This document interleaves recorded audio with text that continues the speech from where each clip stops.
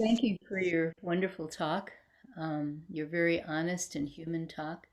Um, I actually have known Cohen Franz for years. I don't think we've ever met. Maybe we've met once or twice at some Zen meeting, but we've corresponded, and he's quite wonderful. He's a wonderful Soto teacher. He lives in Canada, and he's one of the main editors of Buddha Dharma magazine. So almost any article on Zen that you see in Buddha Dharma magazine, Cohen Franz was the editor of. So yeah, thank you for your talk. And I want to say a little bit about equanimity. Zen Master Sungsan, he explained it like what in Asia they call the Bodhidharma doll. So the Bodhidharma doll, I knew it as a Joe Palooka doll, a sort of boxer.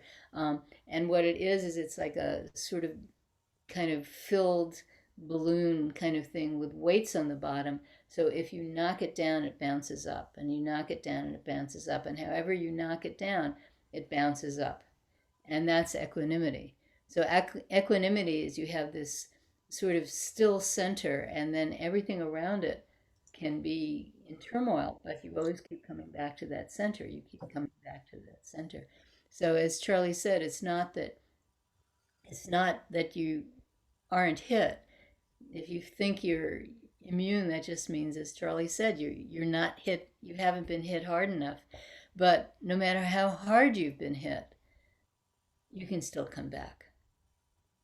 And that means, in particular, that your mind can expand away from your own pain and your own suffering, so that it's not why me. It's turns into how can I help? How can I use this suffering to help this world? And it becomes a very natural thing. You don't have to try. It just happens naturally. So thank you for your wonderful and very personal talk. It's greatly appreciated. And happy Father's Day to all the fathers out there. Are there any questions? I have a question. Okay. Is is the when you talk about true self, uh, Mhm.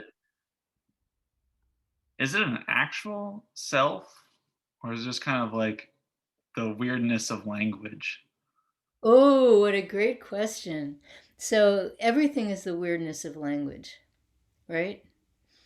So we have this word self, so we think there's a thing that's called a self. And this thing is, like this watch, right? It's a thing. It's different from this glass of water, right?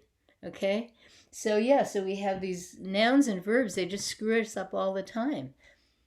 That we have a noun over here and a verb over here. And so the noun and the verb, they're somehow separate. Like somehow I'm different from moving my hands and talking. So yeah, of course it's the mess that language makes. But we have this question that we often use in meditation: what am I? Not who am I, because who am I? Well, I used to be a mathematician, and I live in Lawrence, Kansas. But what am I? Like, what is my substance? Which is what you're asking, basically. What is the self? Like, what is it made out of? Is it made out of cotton? Ice cubes, what's it made out of, right? Does it melt and when it gets too hot, does it freeze when it gets too cold? So we have this noun, and so we figure there has to be this thing that goes with this noun. Like beauty. What is beauty? Well, there's no such thing as beauty. There's things yeah, I might find beautiful, and you might not find beautiful, and you might find other things beautiful, and I might not find them beautiful. But we have this notion of beauty, and we go around, what is beauty? What is beauty? Is this watch beautiful? Like that. So yeah, it's language. But this question, what am I? What is my true self? What am I? This is a very important question. It doesn't have an answer that we can, put in a little box and tie it up with a ribbon and say, here, this is what you are. We can't do that. But this kind of question, it cuts through. It cuts through our tendency to try to put things in little boxes and put ribbons around them and put them on the shelf and say, okay, I'm done with that. So we cut through that with this kind of great question. So in Zen, there's great doubt or great question, great faith or great trust, and great effort. Um, there's another word and I forget what it is. And so we have these three things, the tremendous effort, persistence, the tremendous persistence it takes to practice. I mean, even just to sit for like 25 minutes, that takes a lot of effort, because our mind wanders and we have to bring it back, and our mind wanders and we have to bring it back. It takes tremendous effort. So we have this great effort of practice, which, as Charlie said, that's absolutely fundamental. And we have great trust that in this practice, and not trust that, we'll get rich, or, we'll fall in love, or someone will fall in love with us, we'll get a really good job, or, our kids will go to Harvard, or, whatever. It's not that kind of trust. It's just a trust like when you're walking and your foot comes down and your foot expects the ground to be there. It trusts that the ground is going to be there. So that kind of trust. Of course, maybe there's an earthquake and then the ground isn't there, or maybe, you're walking on kind of some crumbly kind of ground and suddenly you fall in a hole. But usually you can trust that the ground is there. So there's this trust, sort of this cosmic trust in the universe, and practice as a way of accessing this universe. And then, very important, is great doubt. So there's no set of beliefs that you have to believe to practice Zen. What you have to do instead is to have this great question all the time. What is this? What is this? What is the situation I'm in? What is going on right now? What am I? Who are you? And not to answer it in these little boxes that you tie up in pretty bows and put on the shelf. Not that, just this great questioning mind. What Zen Master Sung-san called don't know mind. This mind that, what is this? What is this? That mind. So yeah, look at that question. What is the self? Sometimes these questions come up. I remember I was sitting a solo retreat once, many years ago, like 20, 25 years ago, and suddenly this question, mind comes from where, came up. And then for several years, that was my question. Mind comes from where? And I'd sit, mind comes from where? Mind comes from where? This question just came up and I went with it, for quite a while. And then it sort of lost its juice and I went back to what am I? So yeah, this question, what is the self? If that's your question, ask it. Absolutely. But don't expect to get an answer that, what do we used to say in music camp? We used to say, make jokes about, write an essay about such and such in 100 words or less, drawing examples from the Elizabethan era. So, it's not a question like that. So if that question has juice for you and it helps you stay awake, by all means use it. But don't settle. That's really important for a great question. Don't settle. Don't say, oh, I got that. Because then you no longer have that open, don't know mind. So thank you very much for your question. Are there any other questions? I have a question. Mm-hmm.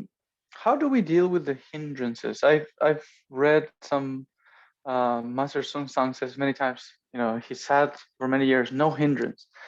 And so how do we deal with them? Because there's a lot of hindrances around when we are trying to practice. There are. So there's 5 classic ones because, Buddhism loves to make all these classic lists. There's the list of lists and there are all these lists, and one of the lists is, so what are the 5 classic hindrances? There's sleep, wanting to go to sleep. There's food, wanting more food than you really need. There's money, wanting money, right? There's, I'm leaving one out. There's one I want to say. See, food, sleep. Oh, sex, of course. Being obsessed by sex. How could I have forgotten? I'm an old lady. Okay. And then finally, there's what's usually translated as fame, but what it really means is wanting to be liked, wanting people to approve of you. And I don't know about you, but for most people, certainly for me, that's the biggest trap, is wanting people to like me. So you do things that they don't quite, they're not quite right, but you want to kind of fit in, kind of thing. So which, I mean, there's another place where, like, fitting in, like being harmonious, is extremely important, but there's another way where it's just like you want to be liked. You're not concerned about making a harmonious situation. You're concerned about people approving of you. There's one koan where the Zen master says to the top student, "Do you not approve of me?" So yeah. So sleep, sex, money, fame, and I left out another one. Sleep, sex, money, fame, food. Anyway, so these are the classic 5 hindrances, and of course we all have many, many, many, many, many, many, many others. And how do you deal with them? Well, recognize them for what they are. And then you can say to yourself, oh, I don't need to be that way. So I'll tell you a story about myself that I've told many times, but it's sort of apt. Well, I'll tell you 2 stories. First is how I quit smoking. And I quit smoking. I was smoking 2.5 packs a day between the ages of 18 and 22. And then I decided to stop smoking, and I got some advice on stopping smoking. And the advice was to set a date in the future, like 2 or 3 or 4 weeks away. So I set a certain date, and in that time, just observe myself smoking. Don't change. Just observe myself smoking. Like, what did it taste like? What did it smell like? What was the feeling like in my lungs? In my brain. What did it feel like? Notice when I would pick up a cigarette, which of course in my case was all the time. As soon as my last one was out, I'd pick up the next one. And just be aware of that. And then on that day, just say, okay, I'm done. And then throw the cigarettes away. And I did that. And I remember looking at, reaching for a cigarette first thing in the morning, and then, before I got out of bed, right? And looking and saying, oh, I don't do that anymore. And just throwing it away. And I'm not going to say it was easy. It wasn't that easy, but it took me a few weeks. We didn't have nicotine patches then, so I had to get through a very serious addiction, sort of cold turkey, but I did it. But it was that mind that said, oh, I'm not doing this anymore, And then the other thing, which I have talked about a lot, is I used to be very anxious and angry and confused and somewhat delusional and very unpleasant in my adolescence and early adulthood. And I'd try shrink after shrink, and none of them could help me. And I was just really, really deeply, deeply, deeply unhappy, suicidal, everything like that. And then I found this amazing Gestalt therapist. And the way Gestalt therapy works is you don't talk about things, you enact them. So, I told her a dream once, and I said, I'm walking on a road. She said, what it's like to be the road. And I said, well, that's not the point of the dream. She said, what's it like to be the road? And I said, okay, well, the road is gray. It's made out of asphalt. People walk on it. Nobody appreciates the road. Nobody notices the road. And I'm crying, And all the feelings of nobody loving me came out because she made me look at that road, which was, of course, my mind, And so that's how Gestalt works. You don't talk about why you feel bad. It just demonstrates itself. And so I went to her for a couple of years, and it was amazing. It was just amazing. And one day I remember I looked at her and I said, I don't have to be this way, do I? And she said, no, you don't. And it lifted. It lifted like a tornado lifting. Now, I'm not saying that works for everyone. The way I quit smoking doesn't work for everyone. You can have real conditions that really have to be dealt with medication and things like that. it's not, but this feeling of I don't have to do this is very important. And as I said, it's not sufficient in itself. And sometimes, like if you can't walk because you have some physical condition, saying I don't have to be this way, that doesn't make you walk. But somehow freeing your mind from the sense of being trapped in your compulsions, to free your mind from that sense. And sometimes it's the realization of, yes, this is what I am like. Yes, I am schizophrenic and I do need to take this medication. Yes, I am depressive and I do need to take this medication. I do need to do this kind of therapy. I do need to do this or that. That is the freeing in itself, is to say, yes, this is my situation. Yes, I will not be an Olympic runner. But to that thing of recognizing our actual situation and freeing ourselves from these compulsions that take over us. That's the point.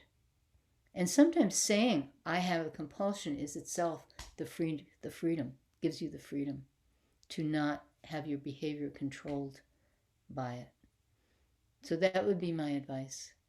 And practice is just wonderful, because when we practice, we really have an opportunity to see our minds at work, and we can see where they stick, and we can loosen them. And we can see, oh, this is really what I'm dealing with, and we can accept it. So that would be my advice. It always comes down to the same thing: practice. So thank you. And we're out of time for questions. So let me make announcements. We are slowly starting to practice